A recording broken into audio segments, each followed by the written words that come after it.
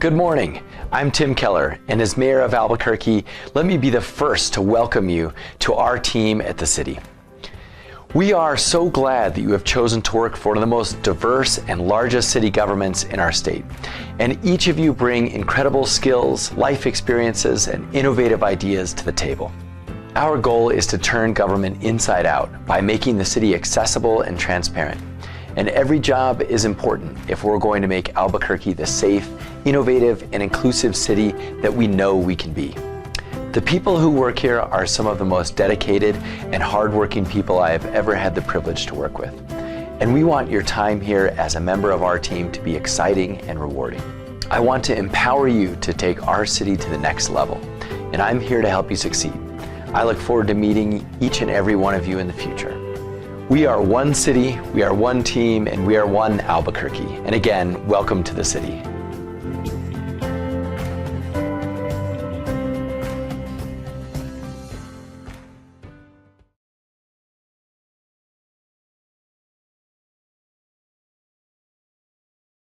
My name is John Bender. I'm the Substance Abuse Program Manager here for the city.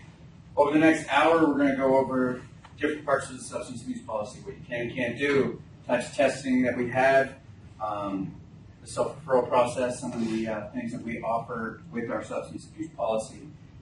Usually, I'd say if you have any questions, feel free to raise your hand and go ahead and ask them. But since we're actually recording this, so if I'm ever not here, they can still play it. I'm going to say, if you have any questions, just hold them till the end. And then once we're done with this, I'll open it up for a Q&A session. So if you have any questions during this, just write it down or something, and we'll address it at the end. So again, here's what we're going to go over, the purpose, what you can't do, how the testing process works, how the self-referral process works if you ever feel like you have a substance abuse issue, and some signs and symptoms and health effects of drugs and alcohol.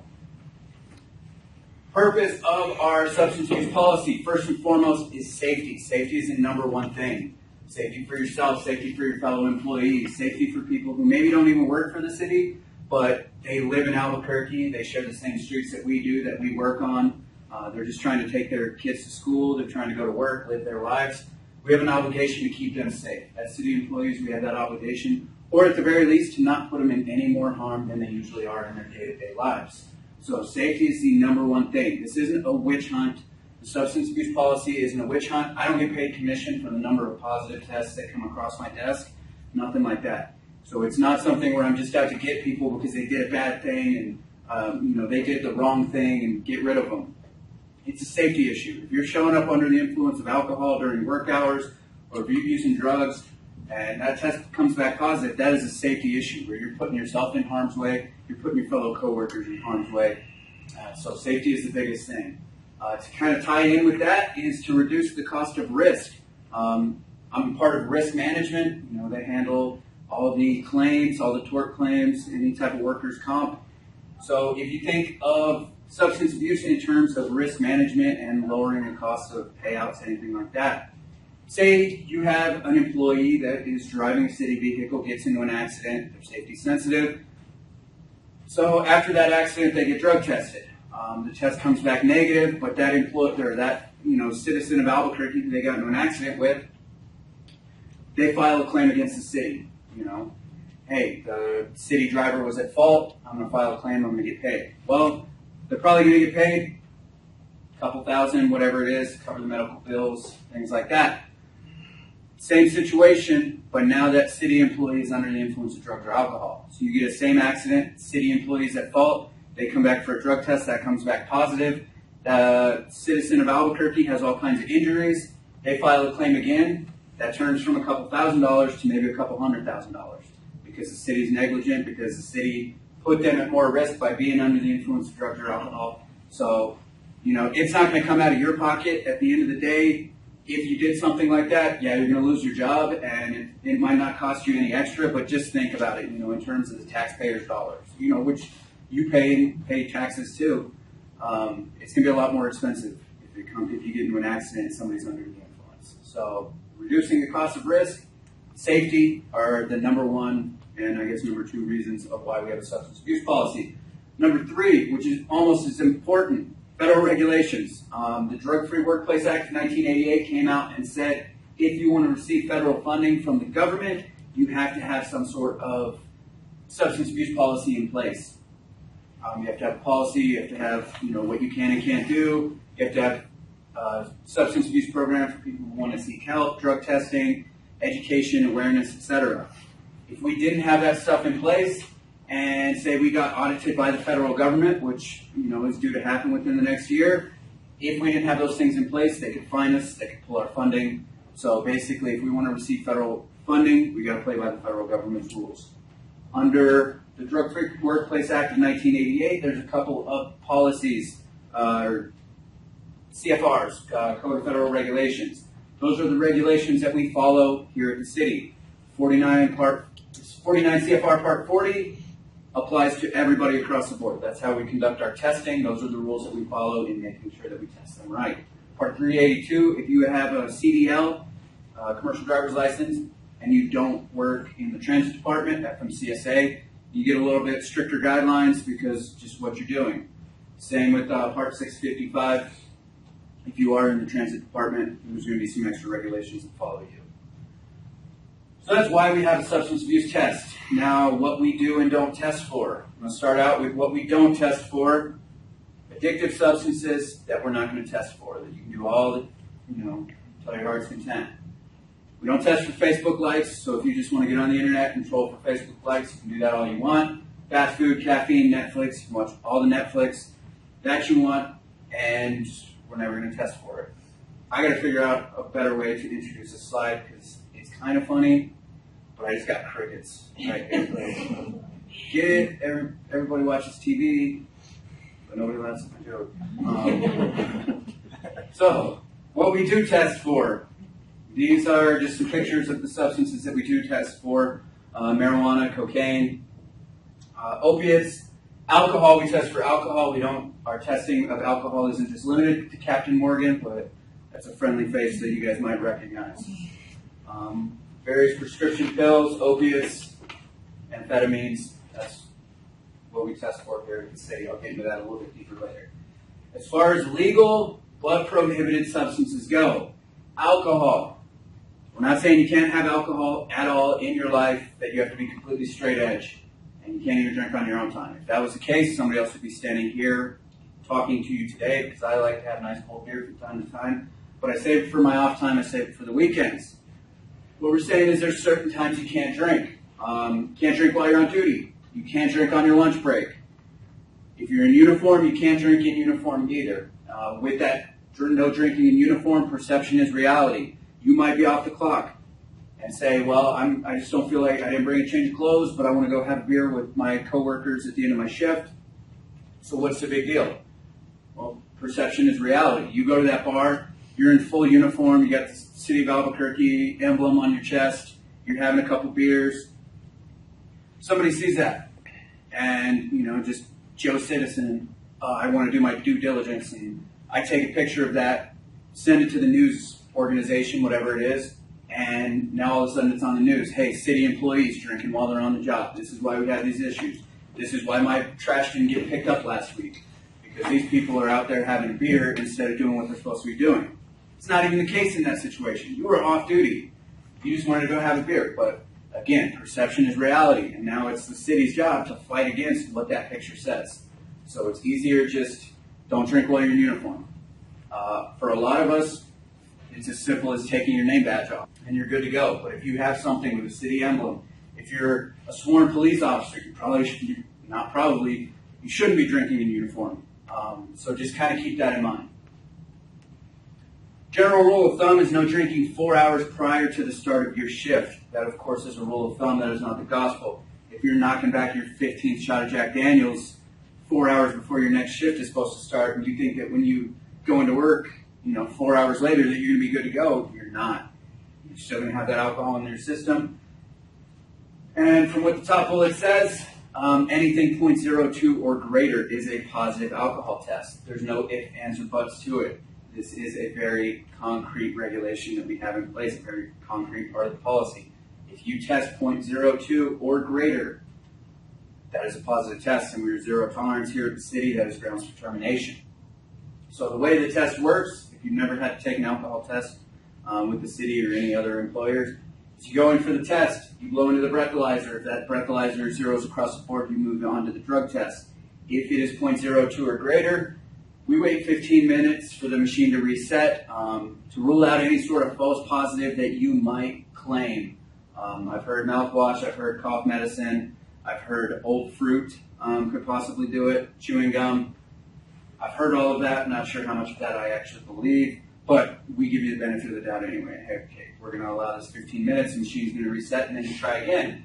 Whatever the results of that second test are is what we go with.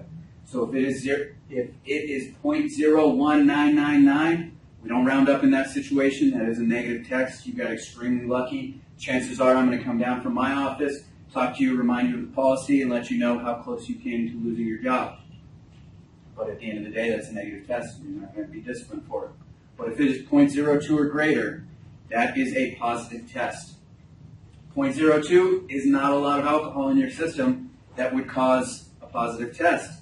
And the trends that we see is the positive alcohol tests aren't coming from somebody holding a flask on them at work and taking a couple pulls while nobody's paying attention or having a beer at lunch.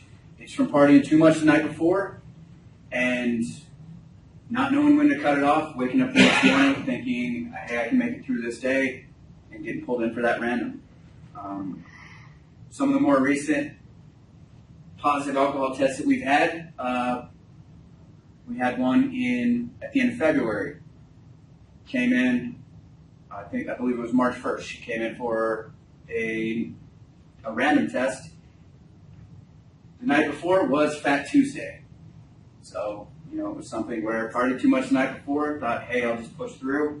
Got that random test, tested, it was like 0.03, 0.04, something like that. Ended in disciplinary action. 2.5 weeks later, we had another situation, very similar situation. On the 18th of March, somebody got called in for a random. Everybody knows what the 17th of March is. Another situation is somebody partying too much the night before, coming into work, trying to push through it.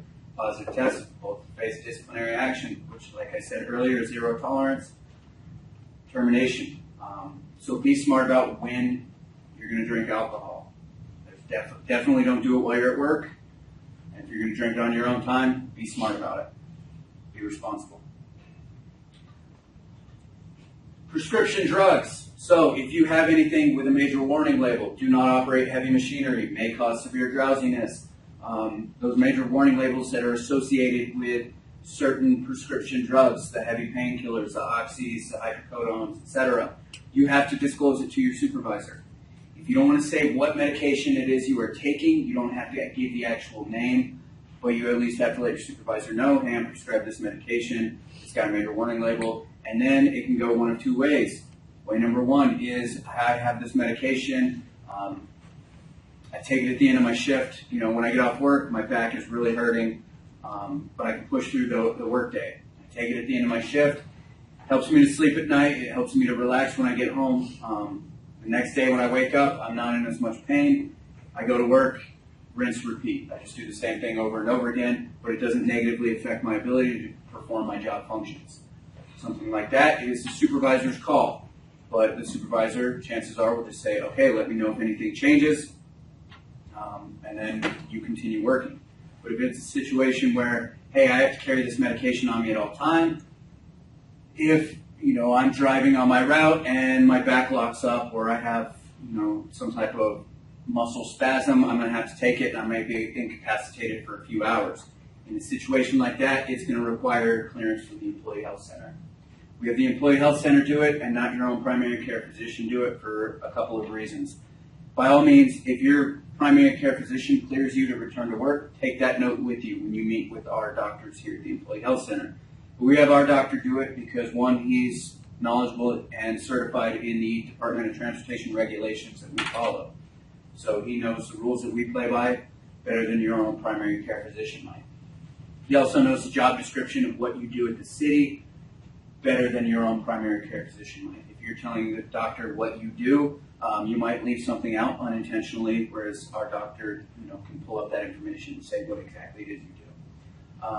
And the other reason is just, if we just took your doctor's note for it and said, all right, this person's cleared to return, and we didn't do our due diligence to check in and make sure that everything was right with it.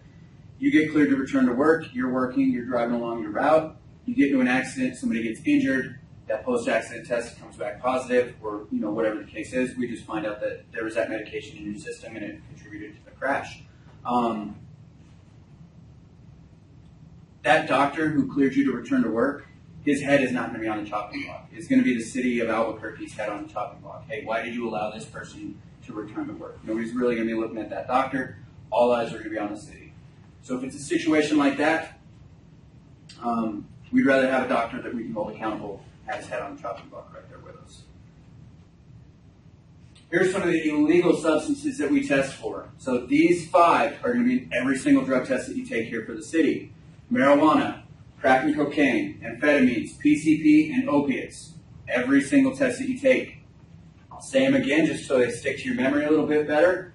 Marijuana, crack and cocaine, PCP, amphetamines, and opiates. Every single test that you take here for the city will test for these.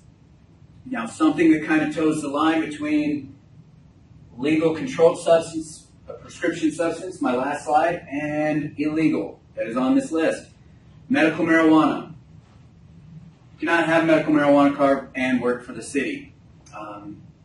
Medical marijuana is legal in the state of New Mexico. The state of New Mexico says that there's medicinal value to marijuana. They believe in, having a medical marijuana prescription. However, the federal government says that marijuana is still Schedule I narcotic and there is no medicinal value to it whatsoever. We play by the federal government's rules with that funding, like I said on one of the first slides. So, because the federal government says it's a Schedule I narcotic with no medicinal value, we view it as a Schedule I narcotic with no medicinal value. So, if you are a safety-sensitive employee and you test positive for marijuana, that is a positive test, 0 tolerance, grounds for termination. If you are a non-safety sensitive employee, you cannot have a medical marijuana prescription either. If the city gets wind of it, that you have one, you can be brought in for a reasonable suspicion. That is grounds for a reasonable suspicion. And if you test positive, you can be disciplined accordingly. So, medical marijuana, legal in the state of New Mexico, not legal working for the city of Albuquerque.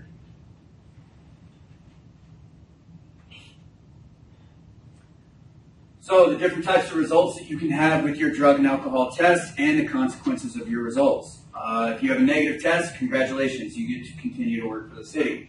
If you have a positive test and you are safety sensitive, we are 0 tolerance here for safety sensitive employees. That's grounds for termination. If anybody doesn't know the difference between safety sensitive and non-safety sensitive, easiest way to tell the difference, if you had to take and pass a pre-employment drug screening in order to be sitting here today, you are safety sensitive. You are subject to random post-accident testing, reasonable suspicion, etc. If you did not have to take a drug test to be sitting here where you're sitting today, you are non-safety sensitive, you are subject to reasonable suspicion, which I'll touch on a little bit later. So, non-safety sensitive employees, if you test positive, minimum disciplinary action is a 30-day suspension without pay, automatic referral into the substance abuse program. So if you're non-safety sensitive, you do get a second chance. Safety sensitive, we are 0 tolerance. And if you refuse the test, no matter safety sensitive, non-safety sensitive, a refusal is the worst thing you can do. Automatic termination. It is considered a failed test and an act of insubordination. So not only is it, hey, you did not pass this drug and alcohol test, but you also prove to supervisors, to the city of Albuquerque, that you can't take simple instructions from a supervisor and go through with the test. If you get brought in for a reasonable suspicion test and you feel like that you're being wrongfully accused by your supervisor, that person is just out to get you, go through with the test, and then talk to HR later or something along those lines. But don't refuse the test just because you have a grudge against your supervisor. You think they're out to get you. Go through with the test. When it comes to my test, if you're not showing signs and symptoms, or I don't believe there's enough evidence that you are reasonably under the suspicion, or if you're not under the influence of drugs or alcohol, then we're not going to go through with the test. It's going to get stopped right there. But if they have evidence, you're going to go through with that test. And, I'll talk about reasonable suspicion a little bit later. But if it's negative, you basically just got a couple days off work. So the consequences of your results if you have a CDL, so a commercial driver's license, if you work for the transit department, or if you work for one of those other departments and you have a CDL, a positive test is terrible for you. Because if you test positive, you're immediately going to be removed from duty, obviously. And then you're going to be terminated. Also pretty obvious based on the last slide. But then where it follows you is an individual with a CDL who tests positive cannot perform safety-sensitive functions anywhere until they have successfully completed a return-to-duty process with a DOT-qualified substance abuse professional, a SAP. So what happens is if you test positive with your CDL and you have a CDL, you can't use that again until you've gone to a licensed substance abuse professional, which is not cheap, and then they refer you to a treatment center. You complete that treatment, you go back to that SAP, paying for another meeting with them, and they say, okay, you're low risk of relapse, here's a follow-up treatment, testing for anywhere from a period of 1 to 5 years. You get that, and then whoever hires you after that is going to have to take on that responsibility of doing your follow-up testing. So, once you complete all of that, which isn't going to be cheap, then whoever is going to hire you, they have to adhere to your follow-up testing. They got to let you know, or you got to let them know. When they do the background check, they're going to send me some paperwork and say, did this person ever test positive? I say, big fat yes, this is when it happened. And then in order for you to work for whatever company with your CDL, they're going to have to say, okay, well, they completed their return to duty process, and we're going to pay for their follow-up testing. So it's not really likely to happen. A lot of companies aren't going to want to pay that extra money for a liability of somebody who may test positive again. So just kind of keep that in mind. If you have a CDL, there are consequences outside of working for the city that are going to follow you. So the collection procedures. When you take a drug and alcohol test, everything is conducted in accordance with 49 CFR Part 40. If you ever get curious, you can Google that, look it up. Once the employee is notified, transport the employee immediately to the testing site. There's no, hey, I got to run to my locker real quick. Hey, can I go out to my car and get my ID? No, the employee is not supposed to leave the supervisor's site from the time they're notified until testing is complete. The employee can't have anything to eat or drink once being notified. I know that's kind of, people are like, what, why? Especially if, say, you just go to the restroom and you come out and your supervisor's like, you just got pulled in for a random. Like, I just went. Well, if that happens, you go through the test anyway. You take the breath test, you take the alcohol test, and once that's done, you at least got to go into the restroom and give it an initial attempt. If you hit 45 milliliters, great.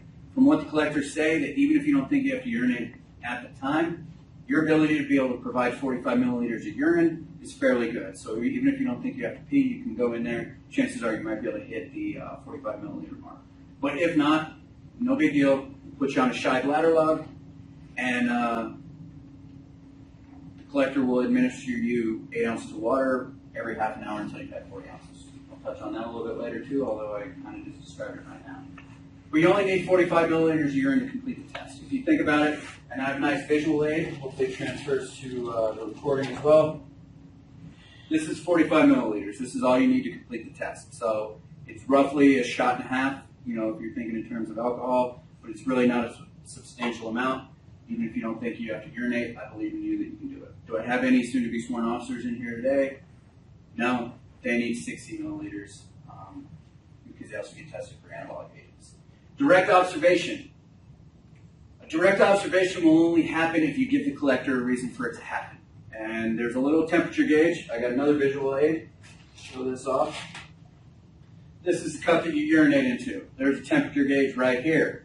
As long as that urine is between 90 and 100 degrees Fahrenheit, normal body temperature, then this little gauge changes colors on these little dots. Everything is good to go.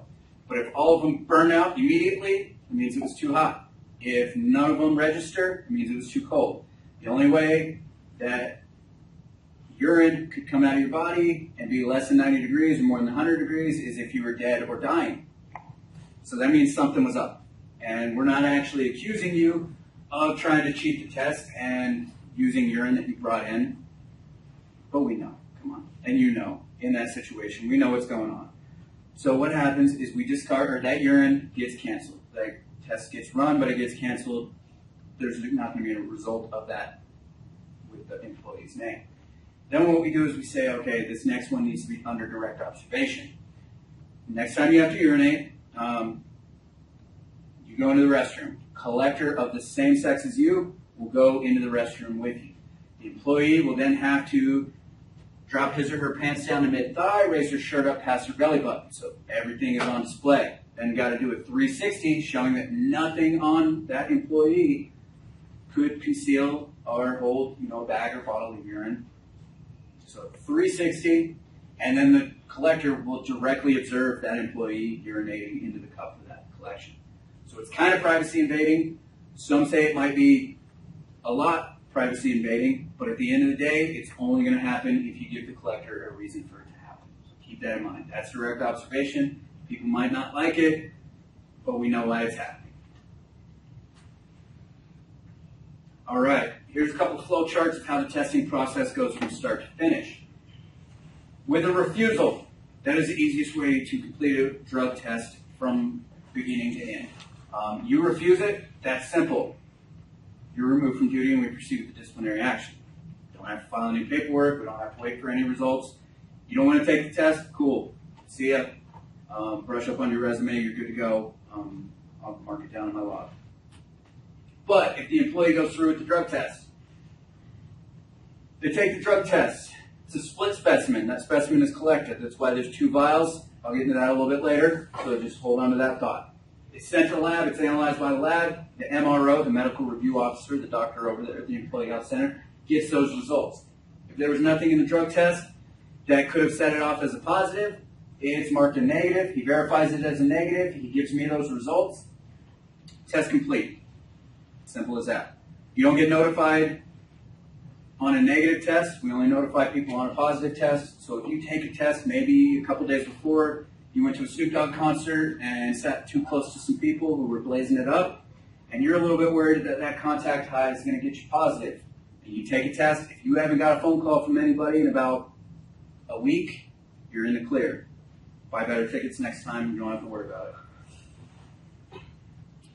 it. But if there's something in your system that could set off a positive test, you will know about it, or I know about it. So what happens is you take the test, sent to lab, analyzed by the lab, MRO gets those results. Oh, instead of negative, there's a positive substance in there.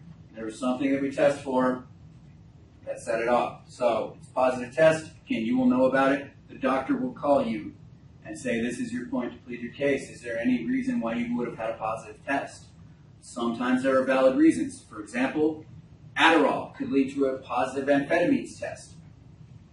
So if you have an Adderall prescription, hey, you have this prescription, you bring it in, doctor checks it out, makes sure that it's prescription in your name, that it's valid, it's not expired. As long as everything checks out, that's a negative test. I don't even know that conversation happened. That's between you and the doctor. I get it as a negative. There's no negative with an asterisk next to it saying, hey, watch out for this guy, put him on the next list.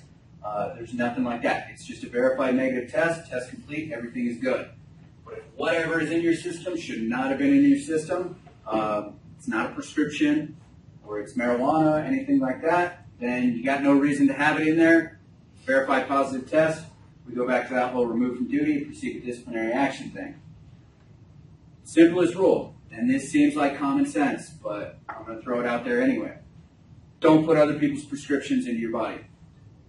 That's a simple way to stop from avoid a positive drug test. I'm going to play out a scenario for you that happened a while back, and then I want to take a show of hands of who believes that it was true and who believes it wasn't. So there was a gentleman who tested positive a little while back. He tested positive for amphetamines. During that MRO verification, the doctor said, hey, do you have a prescription or anything like that? He said, well, I don't have an Adderall prescription, but my son does. And what happened was a couple nights ago, or a day or two before the test, I can't remember what it was, I was pretty drunk. I was pretty close to blackout drunk, and at the end of the night, I went to go take my medication and my vitamins, etc. My wife handed it to me. She was pretty drunk too. I took it without really paying attention because I was drunk. Woke up the next morning, noticed that I felt a little strange. I'm 99% certain that my wife accidentally gave me my son's Adderall. All right, so show of hands. Who believes that story? All right, we got a couple. All right. Oh, okay, this is a pretty good turnout. So I'm guessing everybody else thinks the guy's lying. All right. I believe the guy's story. I was like, that sounds convincing. I've drank before. I've been pretty drunk.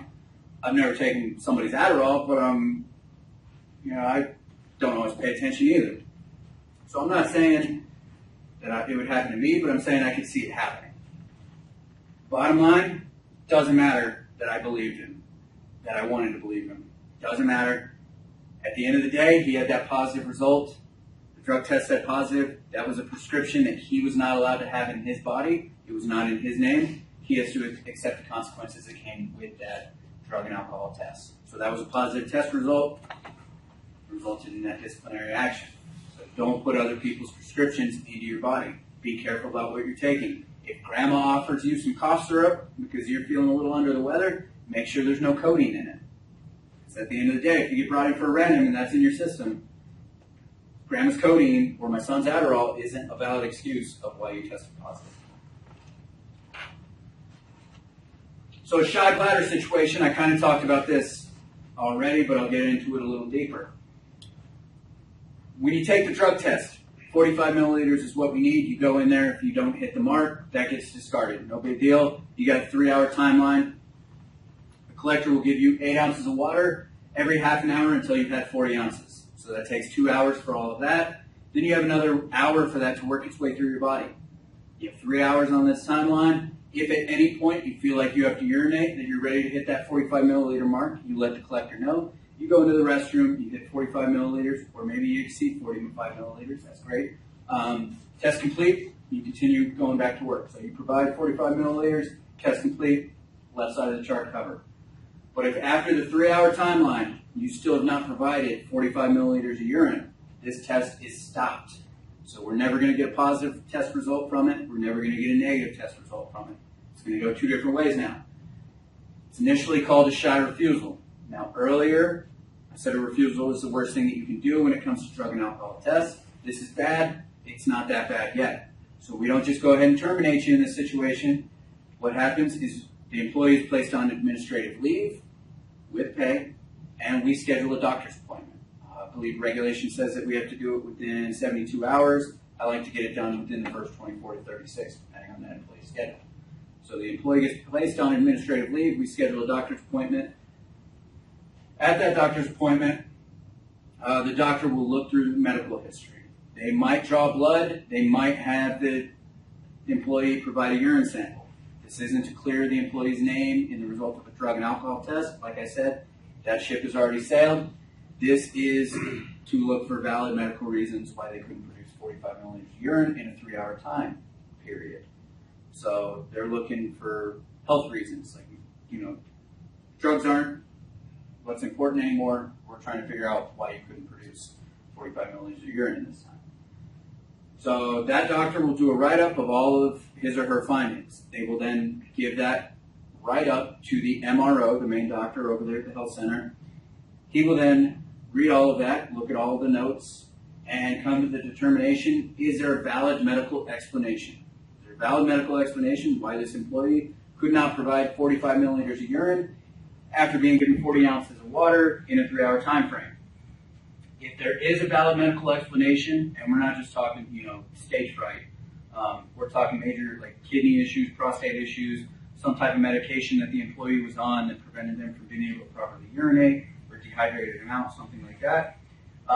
If there is valid medical explanation, it's a canceled test. That employee returns back to work. No harm, no foul. Hey, there was a health reason why you couldn't do this. You go back to work. Hopefully that health reason gets addressed because you're still going to be subject to randoms later on. But at the end of the day, that employee gets to continue to work. Now, if there is not a valid medical explanation, then that's considered a refusal of the test, and that employee is subject to disciplinary action in accordance with a refusal, which is zero tolerance termination. So I say all of that, and then I say this. It's silly to think that being able to provide 45 milliliters of urine is an important part of your job. But if you are a safety-sensitive employee, at the end of the day, it is an important part of your job. Because if you can't provide it, you could be terminated for it. So if you have any health reasons, if you think, yeah, I'd be a little bit worried if I had to take this test that I couldn't provide 45 milliliters of urine, not a substantial amount, in 3-hour time. If you're a little bit nervous about that, go to the doctor. Go get it checked out. Because at the very least, you have it documented in your medical history. So when you come to that appointment that is going to decide the fate of your career here with the city, you'll have something in your notes. Say, hey, this is where I've had this problem before in 2012 and again in 2014 or whatever it is. But if you go to that doctor's appointment, just hoping that the doctor's going to take your word for it and say, oh, well, I've had this issue before. Well, you never went to the doctor and I can't find anything in my findings. Did you really have this problem? Well, yeah, the last time I took a random, I was almost a shot refusal in that time, but I just barely got the 45 milliliters out. I've had this problem for a while. Well, you never went to the doctor. Then you're hoping that the doctor that decides the fate of your career is going to take your word for it when he needs things like science and facts and evidence to help his case out. So don't rely on the doctor just saying, oh yeah, finding something. If you're having that problem, go get it looked at. Because when you think about it, 45 milliliters is not a substantial amount. I got a water bottle over here. This is the last of my little training aids. This isn't really a training aid. This is just what I drink out of daily. This is 32 ounces. If I drank this entire thing in a 3-hour or 2-hour time frame, I'd be running to the restroom probably every 45 minutes to an hour for half the day. So you get this plus another 8 ounces, and this is all you have to provide.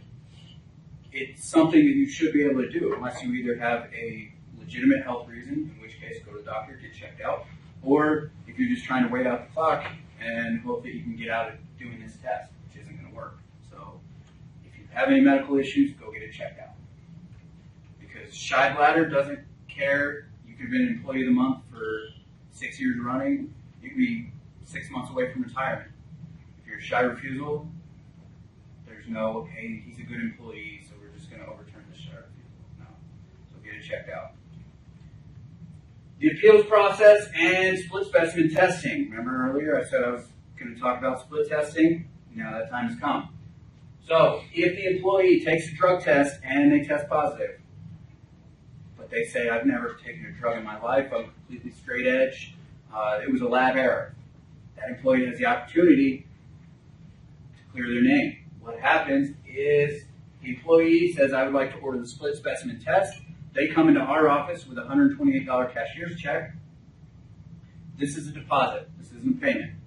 So they give us that $128 cashier's check. We call the lab and order the split specimen. What happens is the lab that tested the first one, because one of these both gets sent to the lab. This one gets tested. This one gets stored in accordance with HHS guidelines. So we call that lab and we say, hey, they want the split specimen tested. What that lab does is they take that one that's being stored, they send it to another location not affiliated with that first lab, and they run a test. Whatever the results of this test are is what we go with. So if it's a positive test, it just confirms that this one was positive as well. That employee is subject to the disciplinary action in accordance with the positive. Since they're out that $128 cashier's check because, hey, that was a positive test. City shouldn't have to pay with it. You said it was pay for it. You said it was going to be clean. And then they face that disciplinary action. But if it's negative, then they get to return to work because during this time, I left that out, they're going to be on administrative leave while this testing is being done. So they get to return to work, no harm, no foul. Hey, there was an error with the test. That's not on you, that's on the lab. Return to work. Here's your $228 cashier's check back because if you didn't do anything wrong, there's no reason you should have to pay for it. So we reimburse them that money. And they get the bragging rights of being the first person in the history of City of Albuquerque drug and alcohol testing policy to have overturned a positive test with a negative split specimen. So 20 plus years of drug and alcohol testing, it hasn't happened. By all means, if somebody's innocent, I'm not trying to dissuade you from ever ordering a split specimen test. But it came from the same urine stream. It was once in the same cup together. Just because it got tested at 2 different sites, or it was in 2 different vials at one point, doesn't mean that those results are going to come back different if you were doing something wrong. So if you're completely negative and you're sure that you didn't do anything wrong and that lab made the mistake, by all means, we'll order the split specimen test and try to clear your name. But if you're doing it to try to save face in the event of a disciplinary action, it's not going to work. It's not factored into your disciplinary action. And if you're about to lose your job, you might want to save $128. Different types of testing that we have. Random testing. Employees are selected for randoms through a scientific process, scientifically valid formula, DOT approved, etc. It's a computer program that we have. What happens is we upload a spreadsheet that's got all the safety-sensitive employees' names on it, breaks them into their various little categories by a couple little markers. They get categorized, press a few more buttons, and it shoots out us names of who needs to be tested. We test 25% of all safety-sensitive employees annually. So in theory, you have a 1 in 4 shot every year being tested. Sometimes those odds are going to be in your favor, sometimes they're not. It's not something where if you get tested in January, we pull your name out and you don't have to worry about it again until the next calendar year starts. Every time we run a testing pool, you have the same odds of being selected. And again, sometimes those are going to be in your favor, sometimes they're not. When I did training over at Transit about a year ago, there was an employee who said, well, I've been working for the city for 18 years and I've only been brought in for random twice.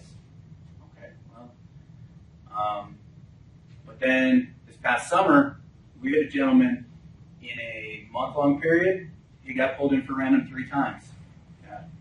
He wasn't too happy when he got pulled in that 3rd time. I don't think he was happy when he got pulled in the 2nd time either, but I didn't see him that time. But the 3rd time, he was a little sassy. So yeah, sometimes the odds are going to be in your favor, sometimes they're not. But it's a scientifically valid formula. We can't take bribes from supervisors. Hey, test this guy, don't test this one. We don't follow your vacation whereabouts and find out, hey, this person went on vacation in Colorado. Let's test them as soon as they get back. We don't do anything like that. I can't hold grudges. If we're leaving this building, at the end of the day, you and I get into an accident, and we call each other a bunch of mean names. I can't remember your name, go back to my office and make sure that you get tested, every other week for the next 4.5 years. That's not my style. I'm not that type of guy anyway, but even if I was, I couldn't do it.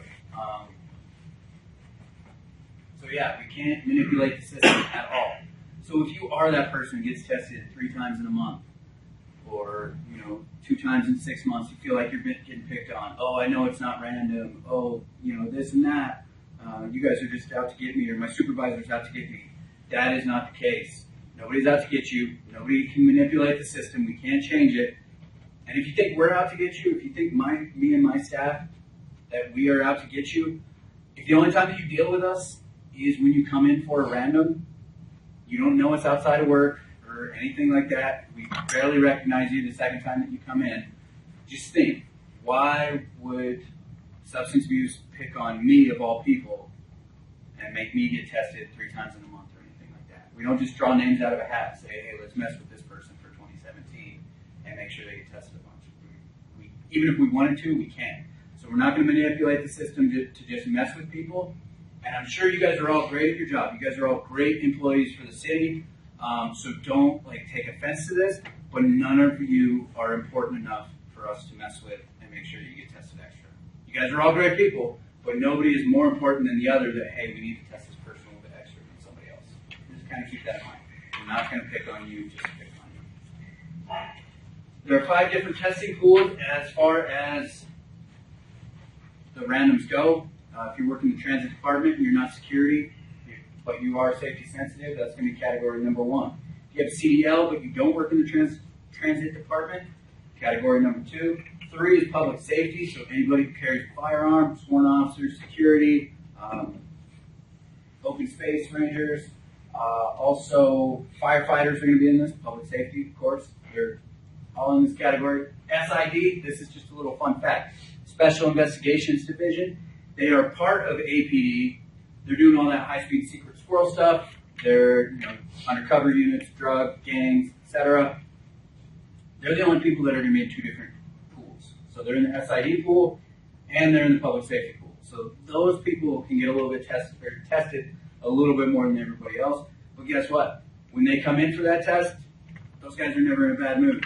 It's a break from their normal job. So, just look at it at that if you are that person who gets brought in for a couple extra tests. You're taking a break from the normal monotony of your daily activities. Category number 5 is the safety sensitive category. That's all others deemed to be safety sensitive by the city of Albuquerque. So for whatever reason, your job says you probably need to be drug tested, you receive federal funding, you have access to certain things, you work with kids, you work with seniors, whatever the case is, but you don't fit in one of those other categories. So that's like a catch-all category of safety sensitive employees. Pre-employment testing, I'm not going to spend a whole lot of time on that because you're already past that point in your life. If you're sitting here, just know that if you had to take a past drug test, you're safety sensitive, you're subject to all the other testing.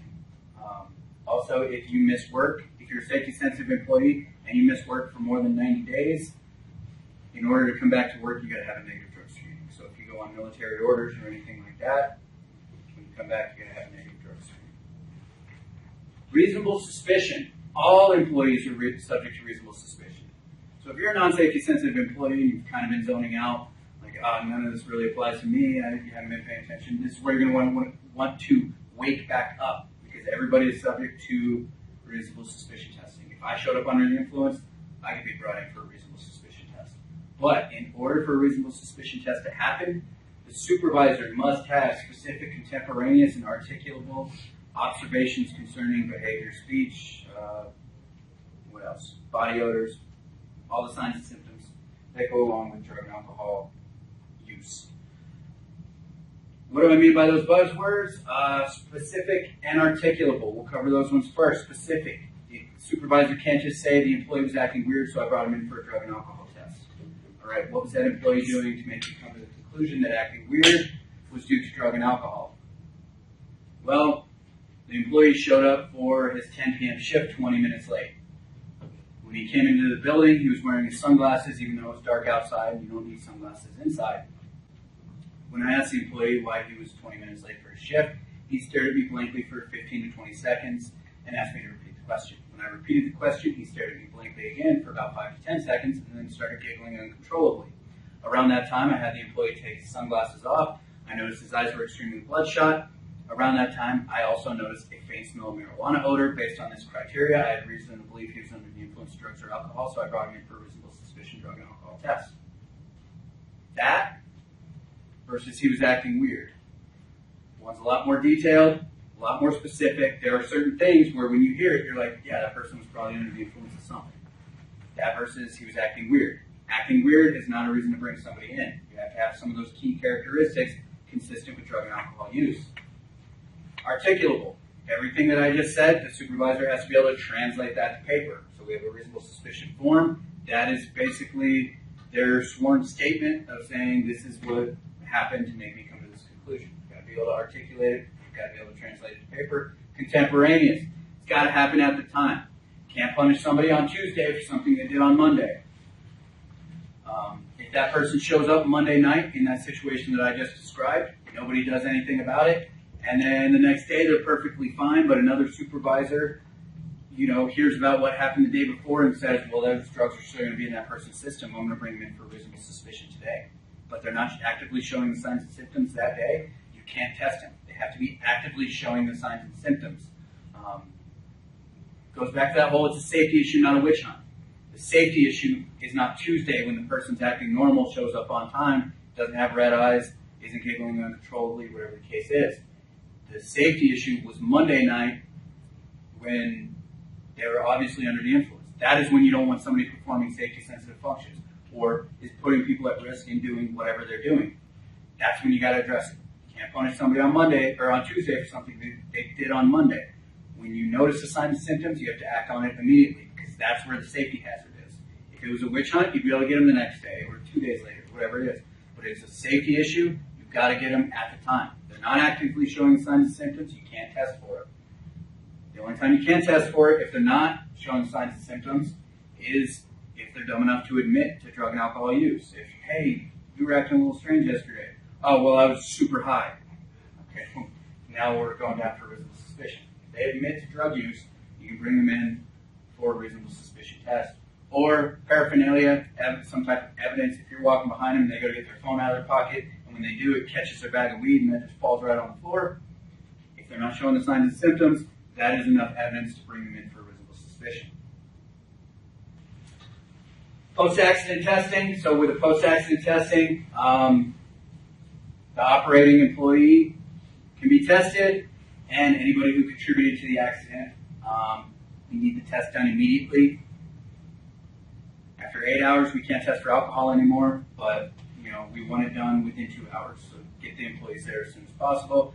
Do not delay medical treatment in order to administer the drug and alcohol test. So if the employee breaks his or her leg, is getting loaded into the ambulance, can't say, hey, we'll drop you off at UNMH after we go to the employee health center, but you got to take this drug and alcohol test. Don't allow that to happen. Let them get the treatment. We'll work something out, in that process. But here's alcohol testing or the post-accident form. This is, if the supervisor just follows this, this is an easy way to determine whether or not the employee needs drug and alcohol testing for a post-accident. And remember, post-accident is only safety-sensitive employees. If you're non-safety sensitive and you're driving a city vehicle and you get into an accident, you can't be post-accident tested. Now, if your supervisor gets there and smells alcohol on you, or there's a pill bottle on the floor, or there's a joint in the ashtray, I don't know if cars still have ashtrays anymore, but let's say that happens, you can get brought in for reasonable suspicion, but you can't get tested for post-accident. Is the employee safety sensitive? Boom, easy. We'll just go to the highlighted red boxes because I did that for a reason. If there was no fatality, because if there's a fatality, there's going to be a post-accident test. Did an individual involved in the accident suffer injuries requiring immediate medical treatment away from the scene of the accident? So not necessarily taken away in an ambulance, but say the accident happens and the supervisor's talking to the person, the citizen of Albuquerque that the city employee got into an accident with, and they say, well, I don't want to ride in the ambulance, I don't want treatment there because insurance is expensive. But once we're done here, I'm going to go to the urgent care by my house. If they voice that concern, that's going to meet that criteria.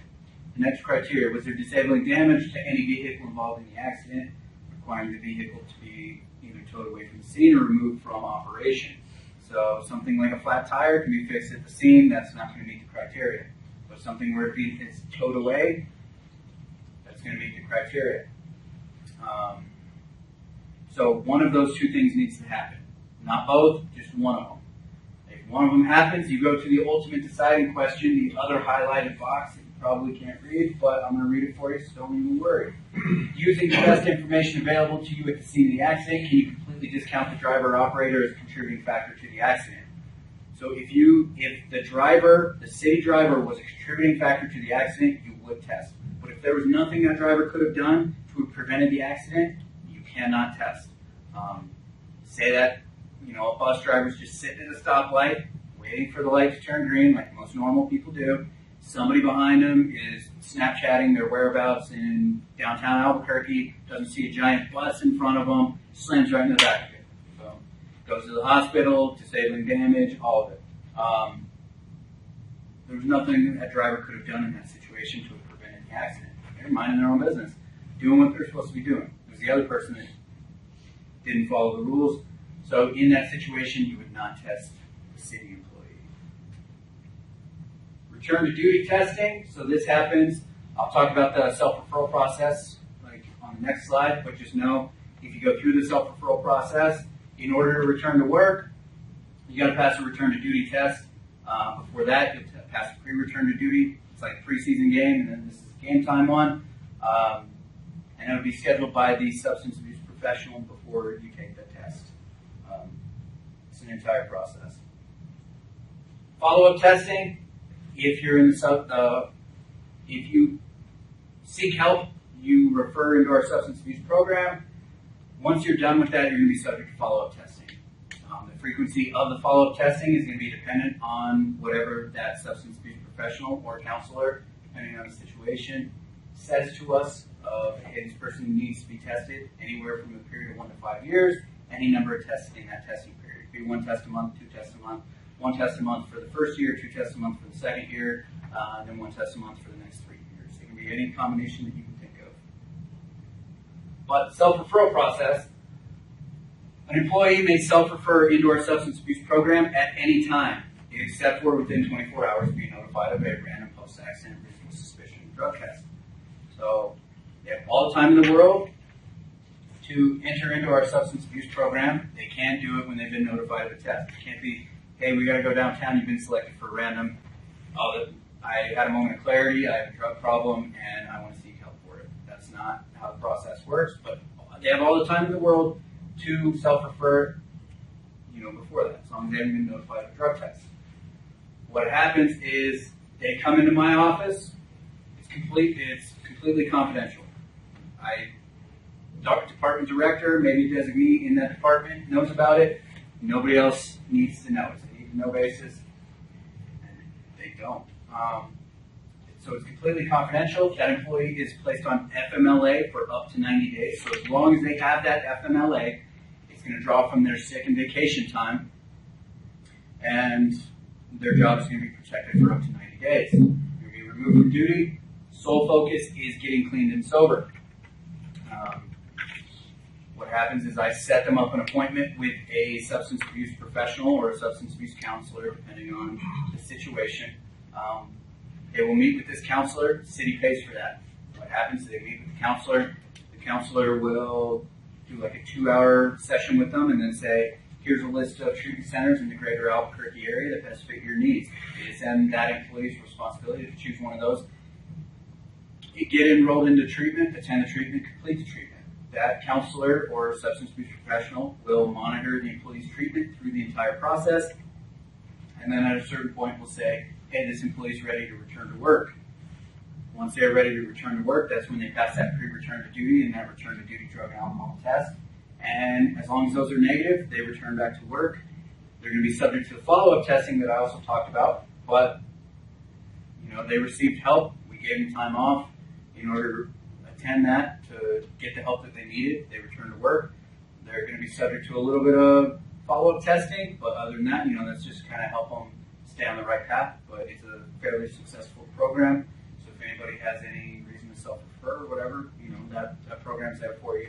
Just got to make sure that you have the FMLA, and you only have 90 days to complete the treatment from start to finish. If you exceed that 90 days, that's a violation of the agreement and can result in termination. But most people are returned to work around the 60-day mark, so 90 days isn't something that they should get too concerned about. All right, signs and symptoms of and health effects of various drugs and alcohol that we test for.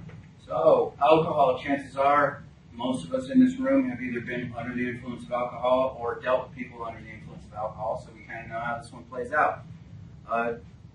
Impairs your senses, impairs your mental state. You get a lack of coordination, a slow reaction rate.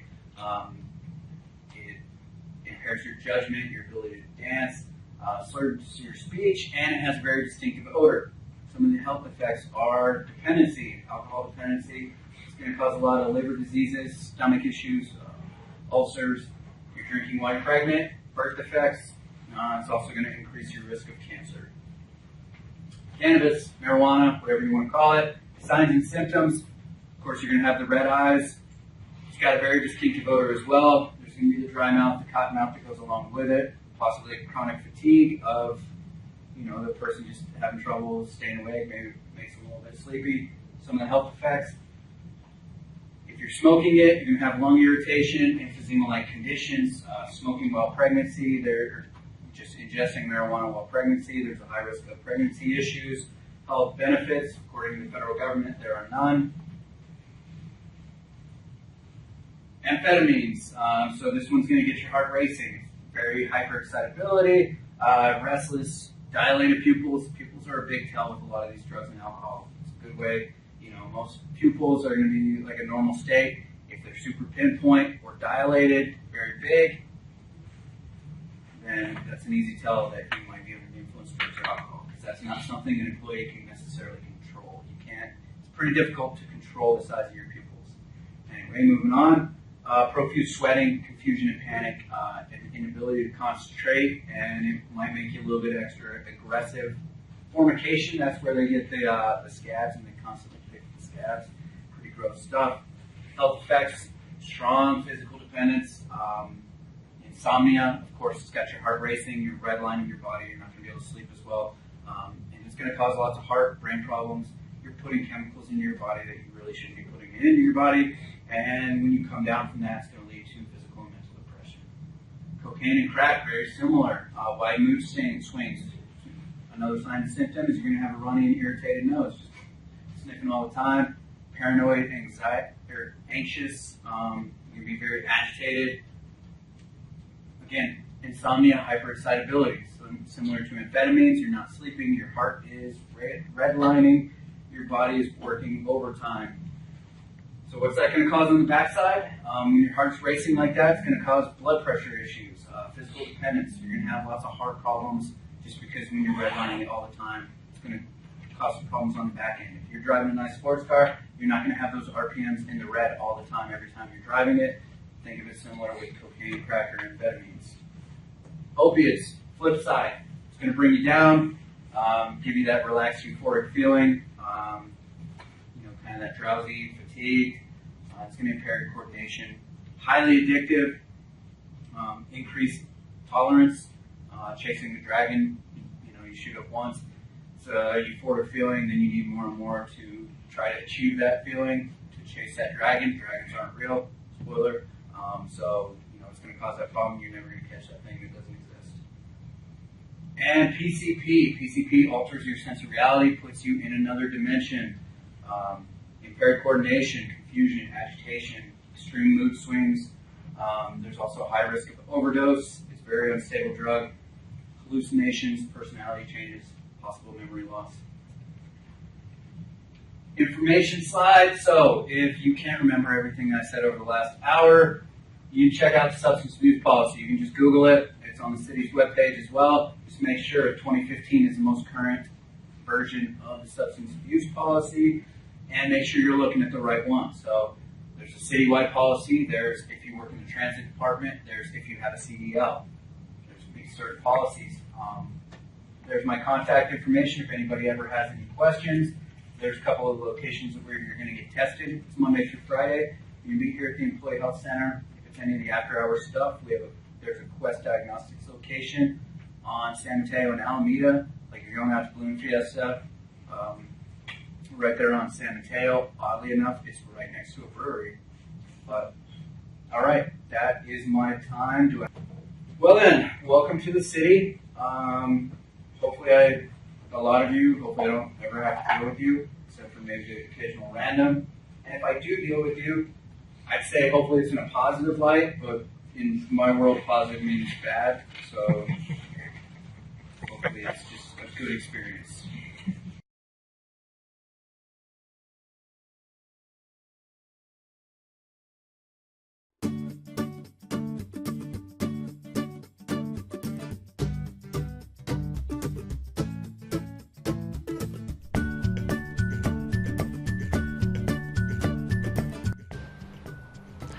Welcome to the cybersecurity presentation for new employee orientation and annual refresher. My name is Miguel Navrat and I work for the computer department. What is cybersecurity? Well, cybersecurity is the protection of computing systems and the data that these systems store or access. This can range anywhere from your PC or your tablet, your phone, to a thermostat or a light bulb. Everything is connected to the internet. Why is computer security important? Computer security allows the City of Albuquerque to carry out its mission by enabling staff to carry out their jobs, decreases the threat of current and future vulnerabilities, supporting critical business processes, protecting personal and sensitive information. So why do I need to know about cybersecurity? Well, many of the largest data breaches could have been easily prevented. For example, Equifax exposed 143 million people's personal data due to unpatched servers. Target's data breach was caused by a compromised third-party vendor that was duped by a phishing email. There are many types of attacks, and it's everyone's responsibility to be vigilant. One vulnerable device can put the entire organization at risk. On bringing your own devices, many city employees bring personal devices to work. Just remember that these devices do not belong on the internal city network. Only devices owned by the city are permitted to be plugged into the city network or connected to the city employee wireless network. You may ask, why can't I connect my new smart device to the city employee network? Well, the city of Albuquerque standardizes on specific device types and has standard software that must run on these managed devices. Devices outside of this scope are impossible to enforce updates, patches, antivirus software, etc., and can be used as a gateway for an attacker. If you are unsure which wireless network you should be connecting to, please contact the City of Albuquerque Service Desk for assistance. The City of Albuquerque has advanced wireless control systems that manage hundreds of access points across the city. This system is constantly updated and ensures a unified configuration across the city network. One rogue access point can expose the entire internal network to an attacker. All wireless access points must be Cisco access points and maintained by DTI. If you find any wireless devices similar to the ones you see here plugged into the city's network, or if you'd like DTI to add wireless access to your building, please contact the DTI Service Desk.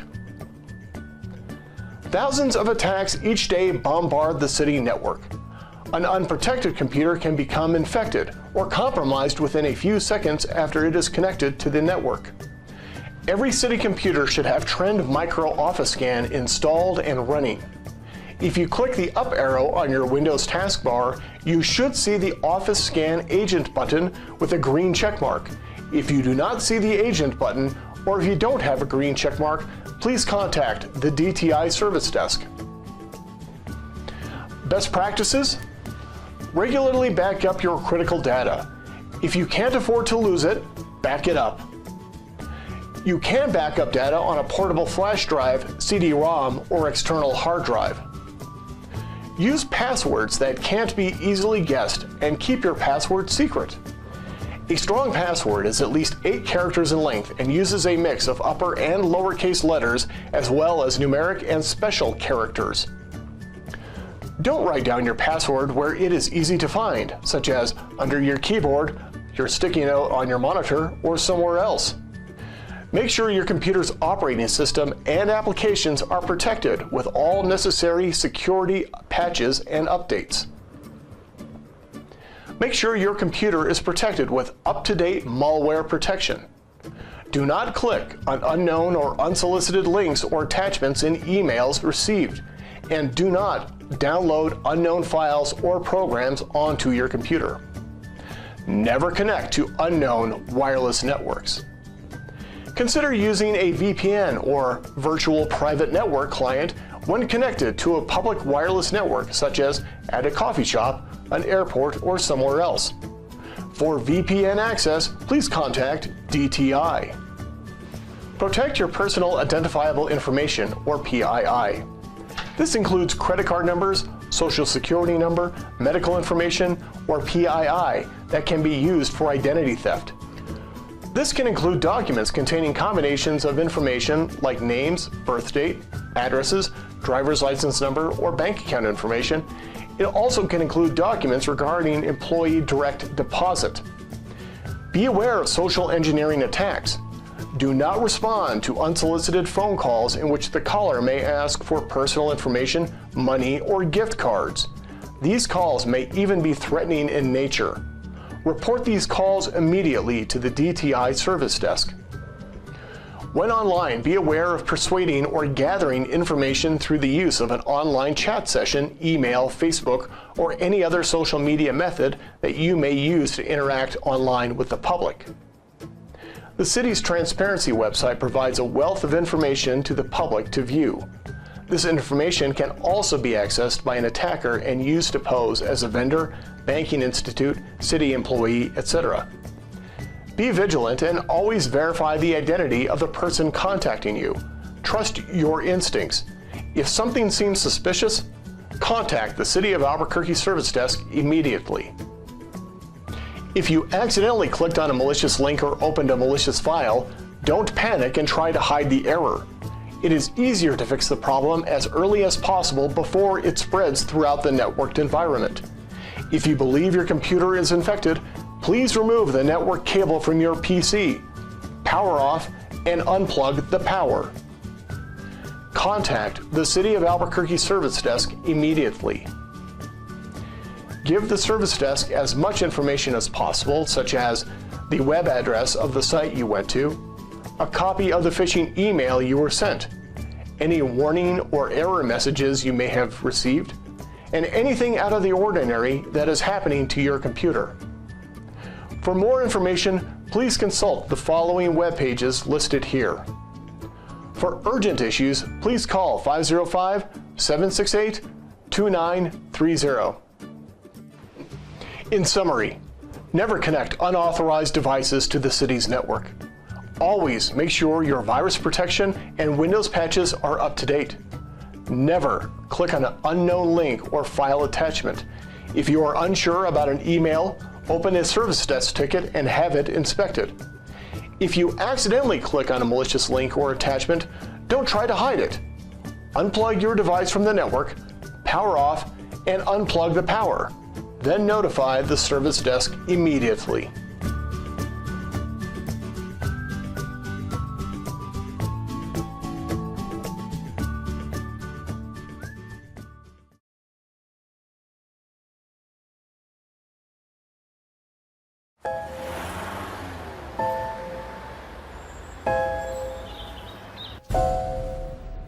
It may feel like just another day at the office, but occasionally, life feels more like an action movie than reality. The authorities are working hard to protect you and to protect our public spaces.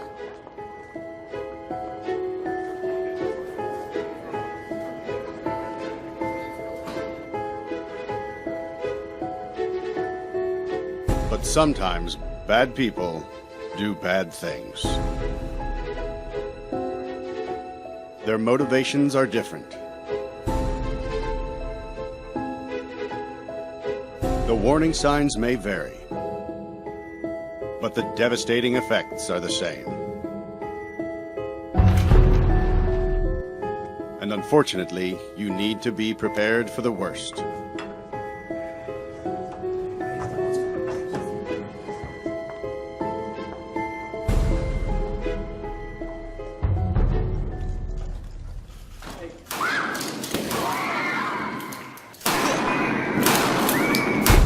If you were ever to find yourself in the middle of an active shooter event, your survival may depend on whether or not you have a plan. The plan doesn't have to be complicated. There are 3 things you could do that make a difference. Run, hide, fight. First and foremost, if you can get out, do. Always try and escape or evacuate, even when others insist on staying. Encourage others to leave with you, but don't let them slow you down with indecision. Remember what's important, you, not your stuff. Leave your belongings behind and try to find a way to get out safely. Trying to get yourself out of harm's way needs to be your #1 priority. Once you are out of the line of fire, try to prevent others from walking into the danger zone and call 911.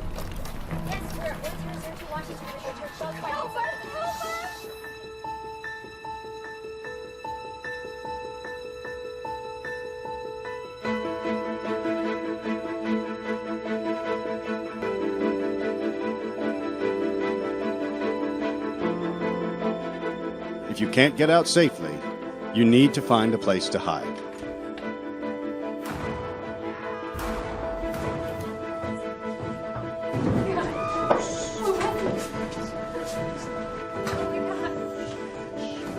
Act quickly and quietly. Try to secure your hiding place the best you can. Turn out lights, and if possible, remember to lock doors. Silence your ringer and vibration mode on your cell phone. And if you can't find a safe room or closet, try to conceal yourself behind large objects that may protect you. Do your best to remain quiet and calm.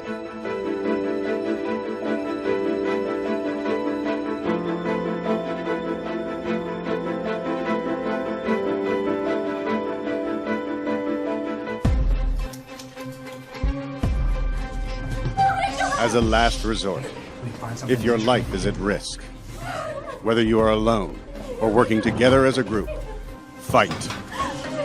Act with aggression. Improvise weapons. Disarm him. And commit to taking the shooter down, no matter what.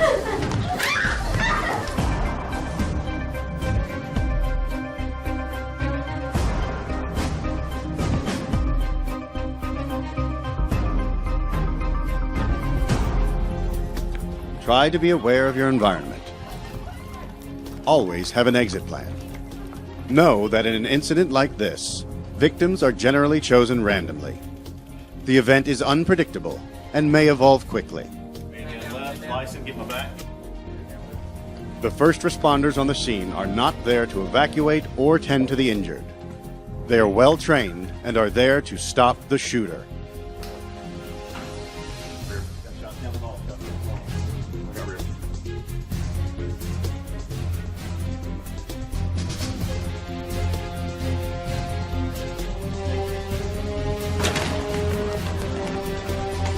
Your actions can make a difference for your safety and survival.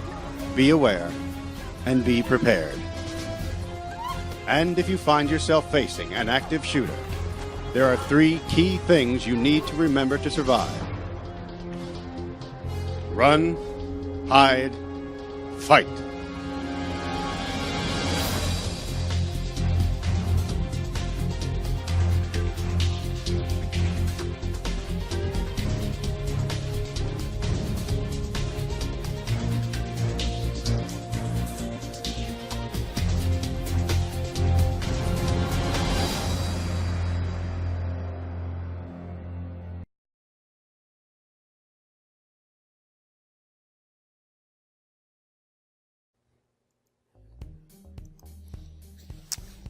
City of Albuquerque Administrative Instructions. Administrative Instructions 718 and 737 states, sexual harassment is defined as verbal or physical conduct that denigrates or harms someone because of a person's race, religion, color, gender, national origin, ancestry, age, marital status, disability, medical condition, sexual orientation, or gender identity. Examples of sexual harassment include unwanted jokes, gestures, offensive words about clothing, and unwelcome comments and witty responses. Touching or any other bodily contact such as scratching or patting a coworker's back, grabbing an employee around the waist, or interfering with an employee's ability to move. Repeated requests for dates that are turned down or unwanted flirting. Transmitting or posting emails, texts, or pictures of a sexual or other harassment-related nature. Displaying sexually suggestive objects, pictures, or posters, or playing sexually suggestive music. When reporting a sexual harassment claim, the first thing to do is let the harasser know that his or her conduct is unwanted and unwelcome. Next, go to a supervisor and explain the circumstances. Be sure to take with you documented dates, times, and specific occurrences if you have them. If the appropriate supervisor is unavailable or is the offender, report the incident directly to your department's human resource coordinators. What are the consequences of workplace harassment? The City of Albuquerque will discipline employees who are found to engage in harassment, including supervisors who tolerate harassment or do not respond promptly to harassment complaints. Such discipline can range from issuing verbal or written warnings up to and including termination of employment.